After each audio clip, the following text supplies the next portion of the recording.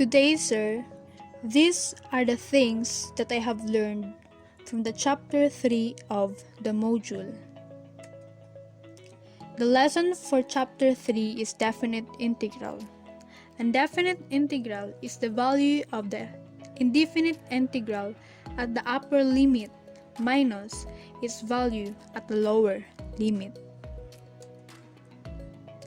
Definite integral is used to solve problems involving areas, volumes of solids, lengths of curves, centroids, moments of inertia, fluid pressure, and work done by a variable force.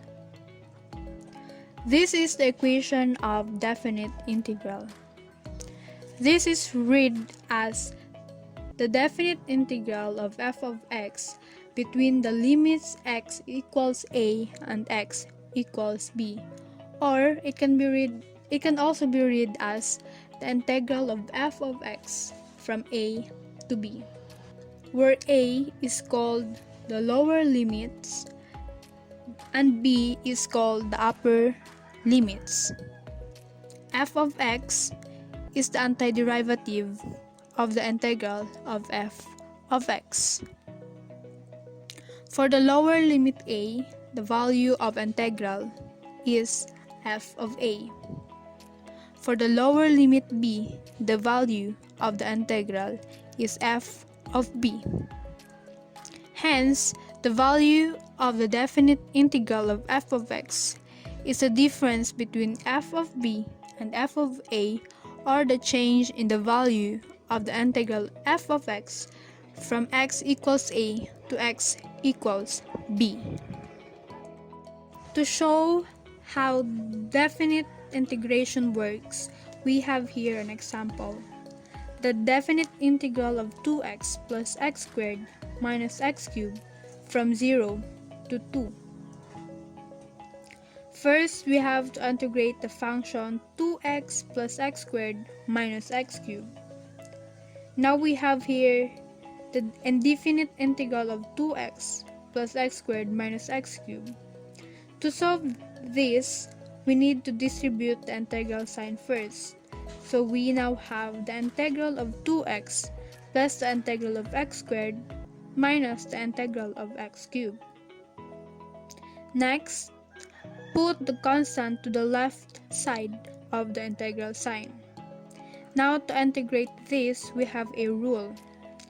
The integral of x raised to n is equal to x raised to n plus 1 over n plus 1, where n is the power. For the first term, 2 will remain. Then integrate x using the rule. The power of x is 1, so 1 plus 1 is 2. Therefore, we have x squared over 2.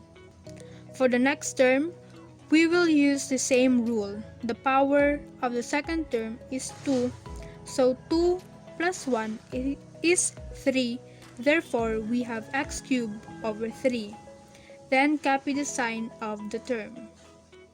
Last term, the power is 3, so 3 plus 1 is 4. Therefore, we have x raised to 4 over 4. Then copy the sign of the last term, which is negative. Then add the constant of integration. Then simplify. Cancel the 2, so we will have x squared plus x cubed over 3 minus x raised to 4 over 4 plus c. This is now the antiderivative of 2x plus x squared minus x cubed, and we will use this result to get the definite integral of the function. So we have here now the antiderivative of the function, and we will now find the definite integral of it using the upper and lower limits. In the formula, we have f of b minus f of a. In this case, a, the lower limit, is 0, and b, the upper limit, is 2. Therefore, we have f of 2 minus f of 0. Subtract the antiderivative with x as 0 to the same antiderivative, but x is equal to 2. Simplify. 2 raised to 2 is 4. 2 raised to 3 is 8. So 8 over 3 minus 2 raised to 4 is 16. So we have 16 over 4. 0 squared is 0. 0 cubed is 0. 0 over 3 is 0. 0 raised to 4 is 0. 0 over 4 is 0. So we just have positive c in the right side. Perform the operation for 4 plus 8 over 3 minus 16 over 4 minus 16 over 4. Therefore, we have 8 over 3 and multiply negative sign to positive c, so we get negative c. Next, cancel the same terms with different signs, so we have 8 over 3. 8 over 3 now is the definite integral of 2x plus x squared minus 2 minus x cubed from 0 to 2. We can check it using a calculator.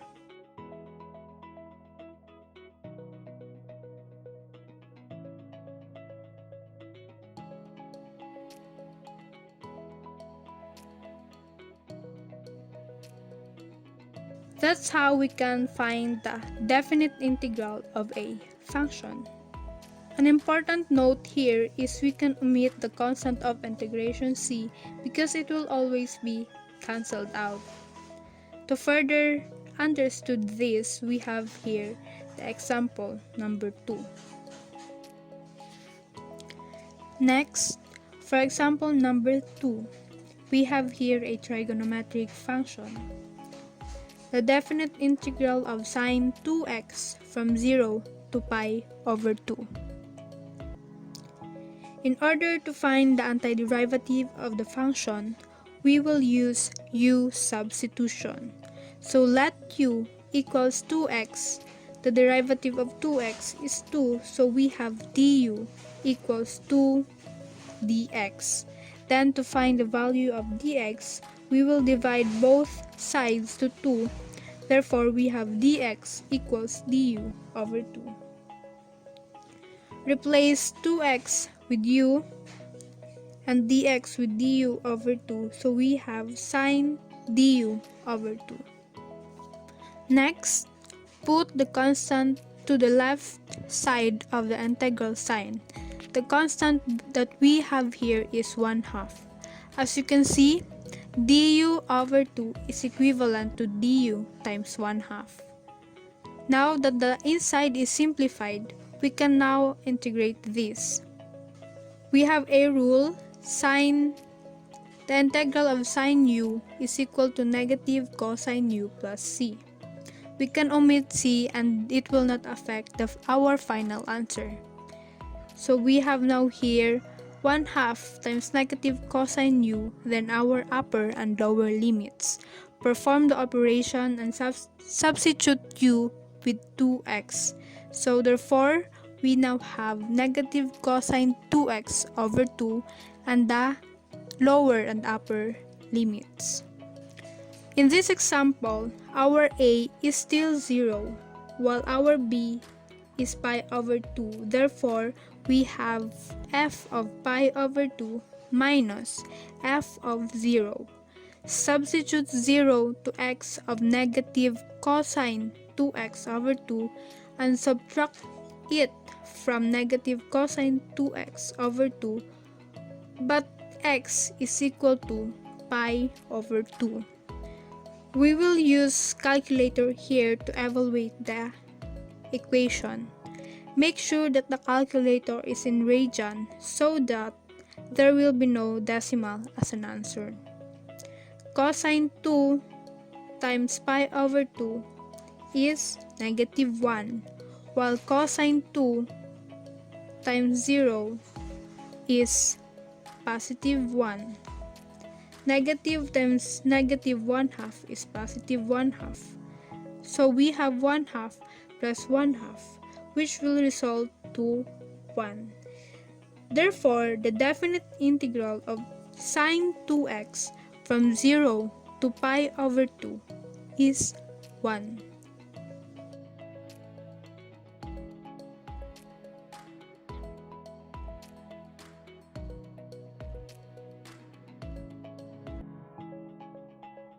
Next, we have here an exponential function.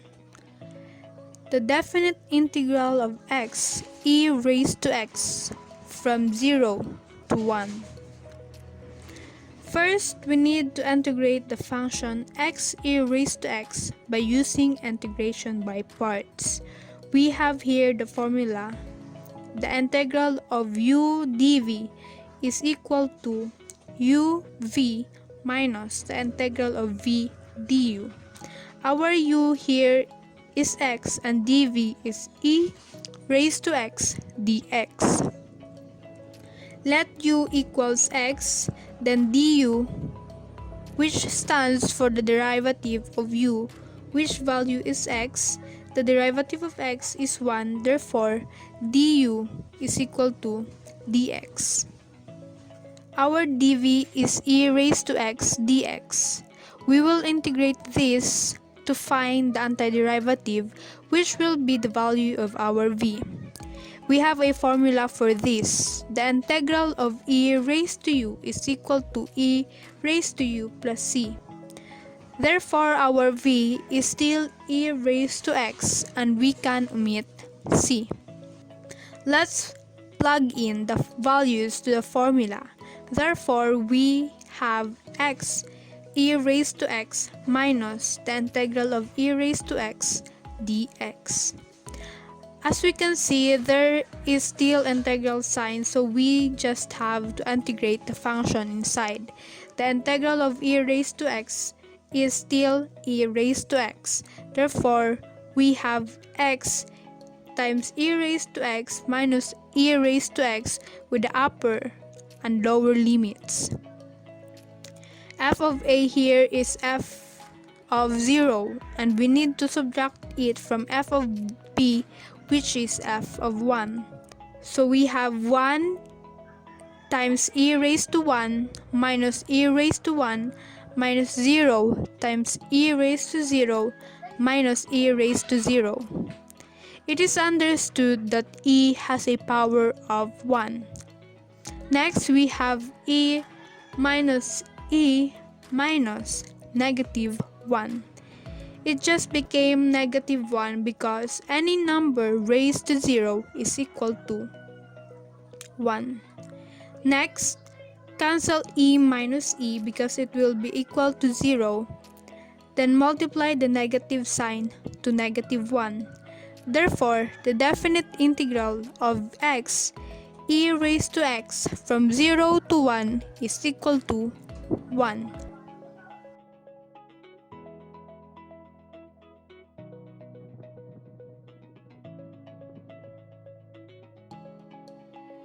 Last example, we have an inverse trigonometric function.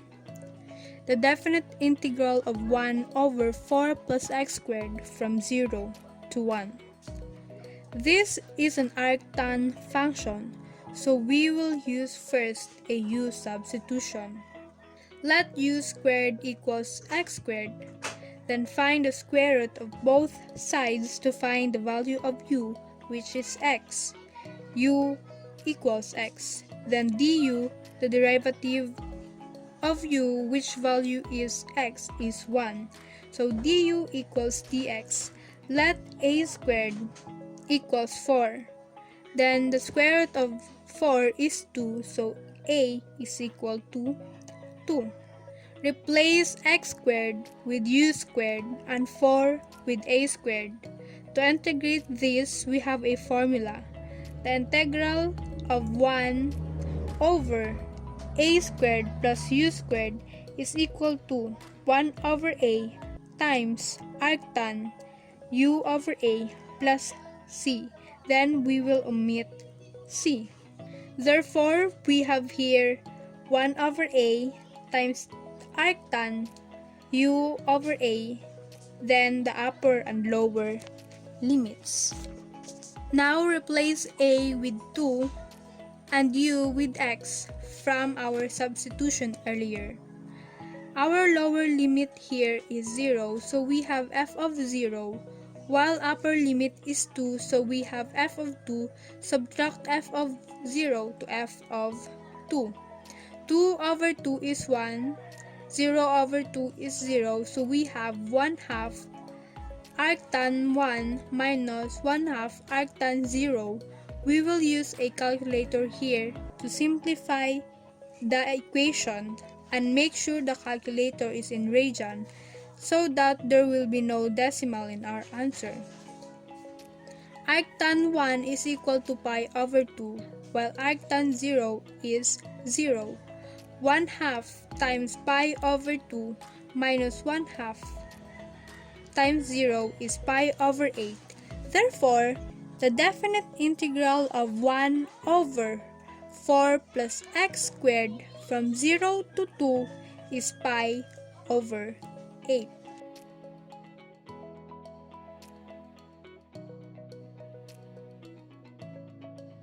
Those are the basics of definite integral. To be able to find the definite integral of a function bounded by lower limits and upper limits, we must know how to integrate a function and the basic formula on how to integrate it. Always remember f of b minus f of a, and don't forget to simplify the answer. These are the key terms for the chapter 3.